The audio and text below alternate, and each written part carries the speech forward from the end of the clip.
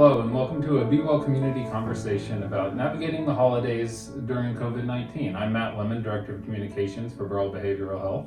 And I'm Shelly Farnan, the Director of Diversity and Inclusion and leader of the Be Well community.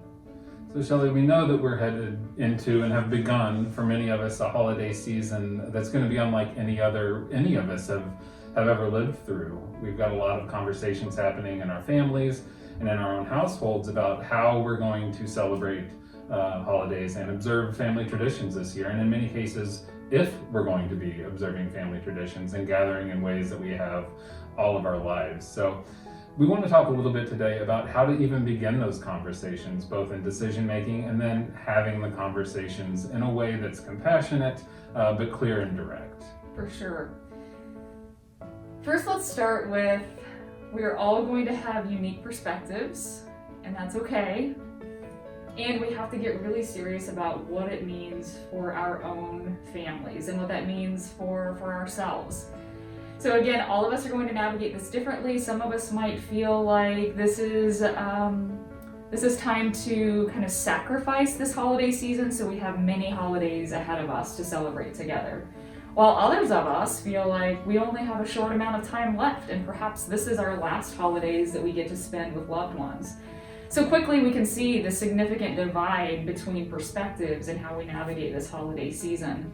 And so we want to start by acknowledging all perspectives and then start encouraging folks to make sense of what it is that you and your individual families need while trusting the expert guidance. So we've been looking into CDC and our health departments and really trusting the guidance as well as reminding ourselves that we have to see what is most important for our families. And I think it's also important to remind ourselves and to remind our families of the facts of COVID right now. It's that cases are going up, hospitalizations are going up, unfortunately deaths are going up. So that's the backdrop for all of this.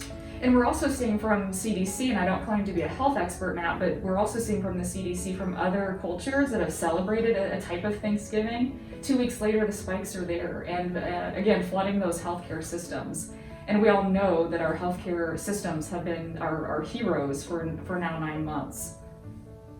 So as we begin to have these conversations, where do we even start? Let's say that we have made the difficult decision that we're not going to have a 25 or 30 person gathering for Thanksgiving. How do we begin to have that conversation about what that new year looks like? Can we start by honoring and just acknowledging we are exhausted? Like our survival states are exhausted. We are tired of being on precautions. We're tired of being apart. We're tired of giving up holidays. Many of us are thinking back to, well, we already did this for Easter, or we missed graduation. So we're grieving and we're tired of it. We've been doing this for so long. And that's why we're seeing that folks are making those decisions to return to gatherings, and then we're seeing the spikes. So it's that constant reminder of us of, yes, our survival states are exhausted. We're tired of being apart and alone and away from our loved ones, as well as balancing that reality of where we are. So I think that's step number one. Number two is with your own household, if that's just you making your own decision, or if that's your family thinking about your spouse and your children.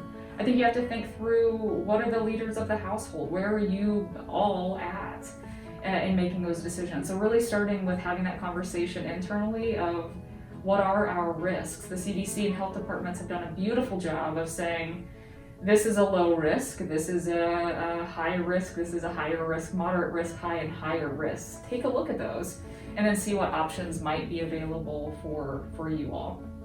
So I think that's step 1 and 2, I guess, maybe, Matt. So let's say we make the decision.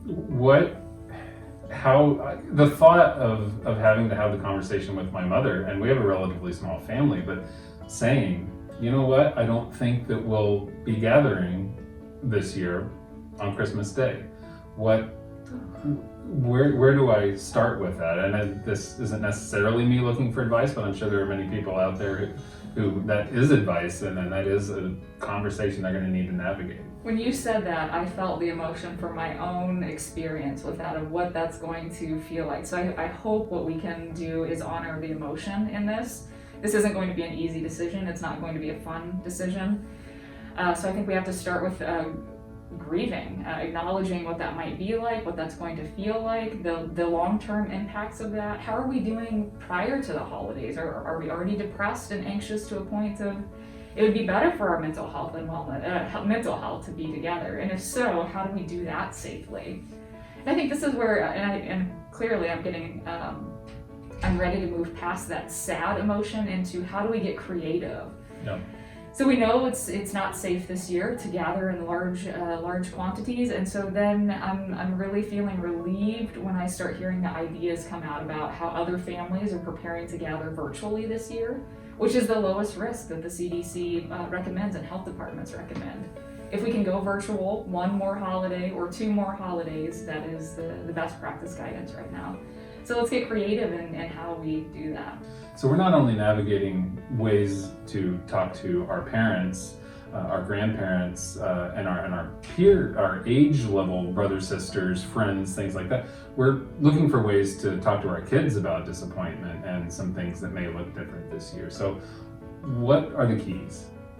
I think for everyone, and kids included, the more honest we can be and the more clear we can be, that those are the keys of, yeah, there are going to be different experiences this year, and hopefully all along the way we've been talking about the whys with our kids, and so this is going to be one more thing, and kids are getting tired of this too, but it's going to be very important just to be clear and to be honest in these conversations. And compassionate, and to listen and empathize, yes. Right? And to hear other folks out too. Hear your kids out. Let them share their frustrations, their sadness, and that's a key too as a parent. Of course, our kiddos are going to have feelings about this. Our family members who want to gather are going to have feelings about that.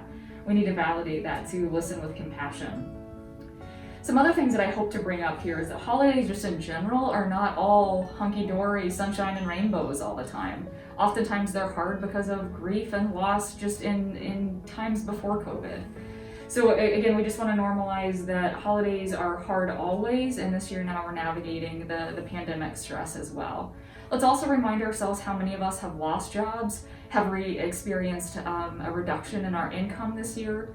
Please remember to stay within your means this holiday season. So if that means going meaningful instead of going big ticketed, do that. This is a year to really make sure that we are honoring our limits within finances, with our safety. So there's so many ways that we just need to set those limits and then stick to those for our own wellness, holistic wellness, whether that be as a result of COVID-19 or as a result of financial concerns and stress. Last but not least, we are still in the midst of the most divisive political season that we've navigated. So whether or not we're gathering with family, this is still a big question that we're receiving: is how do we talk to family members and folks who don't view things the same way that we do, and that's a true reality. It gets back to that compassionate listening, knowing where you stand, and then trying to take care of yourself. Self-care as much as possible. Take care of yourself and know those safe spaces for you to refill, rejuvenate, and be ready to be listening with compassion in those moments. And if it gets to where you are at risk, your safety is at risk, your family is at risk, we've got to set the boundaries to take care of ourselves. So honesty, compassion, honest conversations, and then on the plus side, creativity. Like, find ways to connect, use technology, engage with your family in ways you never had before. I mean, I think it's entirely possible that a lot of us come out of this holiday season with new traditions that we may be able to connect with our families, maybe even ones that were more distant and not present physically anyway, in ways we never have before. We have some pretty amazing segments coming up through the holiday season in the Be Well community. We've talked about things from Zoom desserts. There are just so many ideas and creative solutions coming out of this pandemic that I'm excited to share these. For one, for me, as we're navigating the holiday conversation, it's a reminder to me of just might look different this year, and we can still connect. We can be safely physically distant and still as emotionally connected, if not more connected. We've had folks share that they haven't gathered with their family for years and years that are now gathering on Zoom this year because it's just financially more feasible for the entire family to gather on by technology on Zoom. We look forward to having those conversations in the Be Well community, and we'd like to remind everyone who's watching this video that you can join us at 12:45 p.m. daily in the Be Well community on our Facebook page. Let's be well together.